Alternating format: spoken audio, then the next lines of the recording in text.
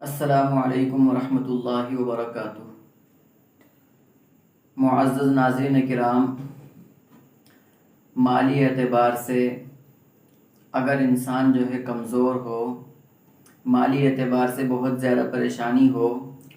تو اس حالت میں کیا اسے کرنا چاہیے، کون سا عمل اسے اختیار کرنا چاہیے کہ جس عمل کے کرنے کی وجہ سے اللہ رب العزت اپنا فضل فرما دیں اور مالی اعتبار سے اس کو فراخی اور کشادگی اللہ اس کو جو ہے وہ عطا کر دیں۔ تو انسان دیکھیے دنیا کے اندر آیا ہے تو دنیا میں دونوں طرح کی حالتیں اس کے سامنے آتی ہیں۔ اس کے سامنے راحت بھی آتی ہے، اس کے سامنے تکلیف و پریشانی بھی آتی ہے۔ بہت سی حالتیں اس کی ایسی ہوتی ہیں کہ مال کی خوب فراوانی ہوتی ہے،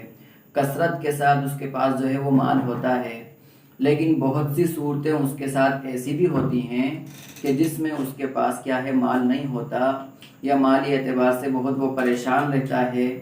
تو ایسی صورت کے اندر، ایسی کنڈیشن کے اندر کہ جب کیا ہے مالی اعتبار سے پریشان ہو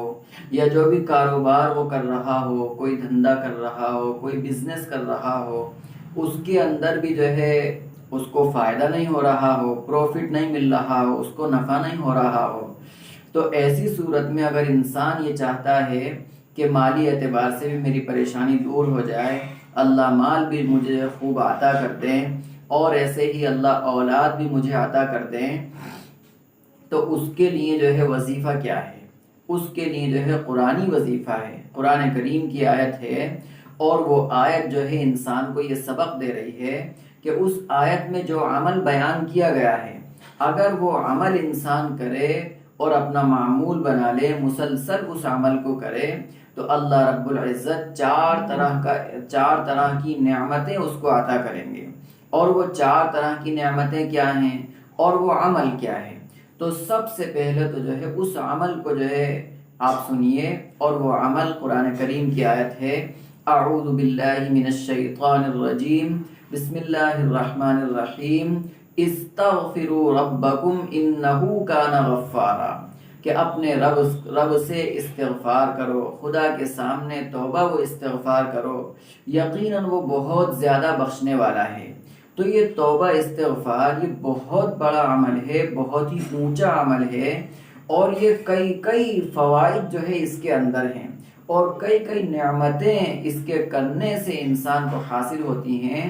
تو اگر انسان توبہ استغفار کا اپنا معمول بنا لیتا ہے تو گناہ بھی اس کے دھل جائیں گے اور ہر اعتبار سے راحت، فراوانی، فراخی اس کو حاصل ہوگی۔ تو جب انسان استغفار کرتا ہے تو اس کا پہلا فائدہ قرآن میں کیا بتایا؟ یرسل السماء علیکم مدرارا، اگر بارش رکی ہوئی ہوگی تو اللہ رب العزت بارش جو ہے نازل فرمائیں گے، بارش ہوگی، اور جو خشکی کا زمانہ تھا یا کہیے کہ بارش کے نہ ہونے کا زمانہ تھا، اللہ اس کو تبدیل کر دیں گے اور وہ زمانہ بارش کے ہونے میں بدل جائے گا۔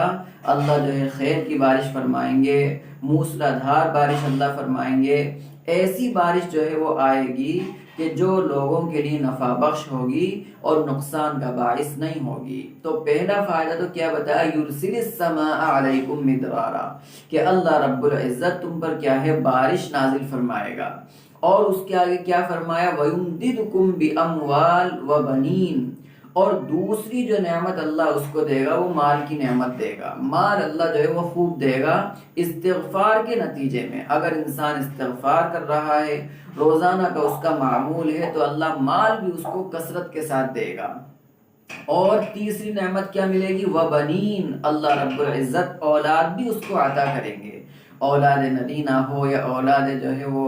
مادہ ہو، اللہ سب جو ہے وہ نعمتیں اس کو عطا کریں گے، اللہ اس کو اولاد بھی جو ہے وہ دیں گے استغفار کے نتیجے میں۔ اور چوتھی نعمت اور چوتھا فائدہ اس کو کیا حاصل ہوگا؟ وَيَجْعَلْ لَكُمْ جَنَّاتٍ وَيَجْعَلْ لَكُمْ أَنْهَارًا، اور اللہ رب العزت جو ہے تمام قسم کے باغات اس کو دیں گے، اور ہر اعتبار سے فراوانی، فراخی اور کشادگی اس کو حاصل ہوگی۔ تو یہ دیکھنے کے اعتبار سے بہت ہی اونچا عمل ہے۔ باقاعدہ حدیث کی کتابوں میں ایک پورا مسلسل باب ہے کتاب الاستغفار کے نام سے، باب الاستغفار کے نام سے، جس کے اندر بے شمار اس کے فوائد بھی ہیں۔ حدیث میں اتنا بھی آتا ہے کہ اگر انسان جو ہے توبہ استغفار کرتا ہے،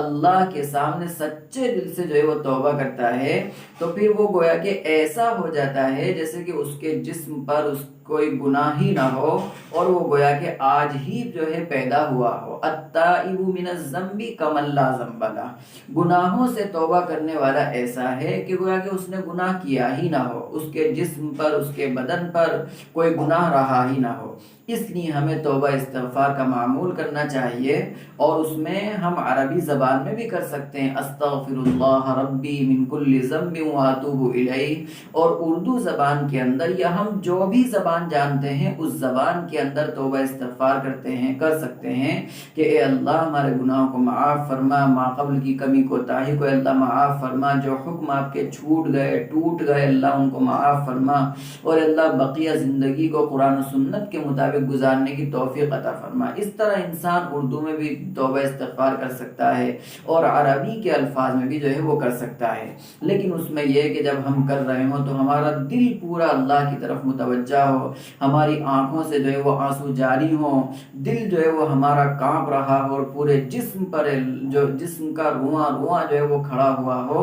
تو ایسی صورت کے اندر ہمارا وہ توبہ استغفار بھی خدا کے یہاں قبول بھی ہوگا۔ وہ جو دعا کریں گے اللہ وہ دعا بھی قبول فرمائیں گے۔ اور پھر استغفار کے جو فوائد ہیں، اور استغفار کرنے سے جو نعمتیں اللہ دیتے ہیں کہ بارش نہیں ہو رہی ہوتی تو اللہ بارش بھی نازل فرماتے ہیں، اور اگر ایسے ہی مال اس کے پاس نہیں ہوتا تو مال بھی اللہ اس کو دیتے ہیں، اولاد نہیں ہوتی تو اولاد بھی دیتے ہیں، اور تمام قسم کے باغات اور فراوانی اس کو عطا کرتے ہیں۔ اس لیے یہ ایک بہت ہی جامع جو ہے وظیفہ ہے، جامع ترین جو ہے عمل ہے۔ اس کا ہم میں سے ہر ایک کو، ایک انسان کو اس کا جو ہے پابند ہونا چاہیے، اور اس کو جو ہے اپنی زندگی کے اندر لانا چاہیے، تاکہ ہماری تمام قسم کی پریشانیاں دور ہو جائیں، اور اللہ ہماری دنیا کی زندگی کو بھی راحت والی بنا دے، اور آخرت کی زندگی کو بھی اللہ راحت والی بنا دے۔